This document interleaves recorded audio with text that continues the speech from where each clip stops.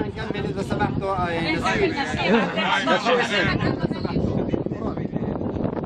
كل واحد منا يذكر الاخر في موقف اهانات او جميله وقد تكون اقل جمالا وربما اساء بعضنا للبعض دون قصد، ولكن ما يوجب كل هذه الذكريات هو البراءة التي تتسم بها تلك الحقبة. كان فوجنا مميزا، كانت له علاقاته المتينة مع طاقم المعلمين وخصوصا المرحوم الأستاذ رشيد فرحات أبو مرشد. أحبنا وأحببناه، احترمنا واحترمناه، والذي نتذكره الآن ونقدم له الروح الطاهرة الفاتحة لمحبتنا له ولكل من رحلوا في هذه السنين. صلونا الفاتحة.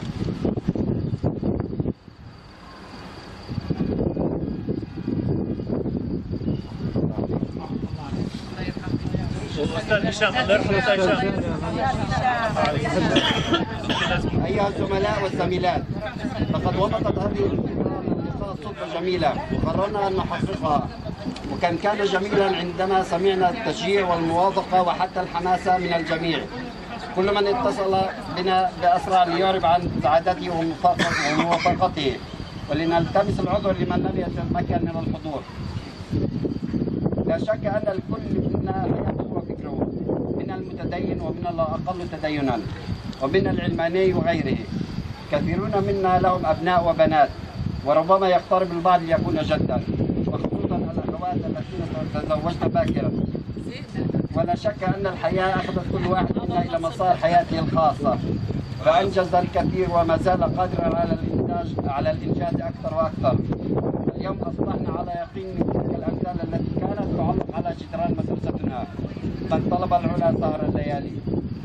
بهذا اللقاء نجدد طموحاتنا ونجدد أحلامنا كي نستأنف من جديد، ولكن من تجربة 31 عاما وربما كانت أكثر بكثير مما علمتنا المقاعد الدراسية.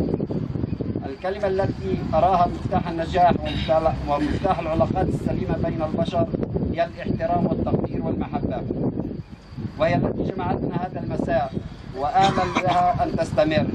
فكما ترون السنين تمر بسرعة وأسرع بالكثير مما ظننا، يوم كنا نضع أقدامنا على عتبة الحياة ما بعد الثانوية.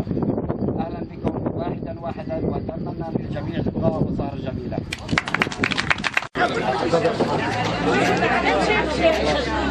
تفضلوا يا أستاذ. بالنسبة للمنور اللي بدكم يطلبوه. راحت علي.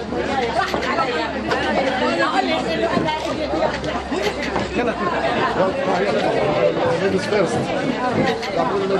أول شيء. والله الحمد لله.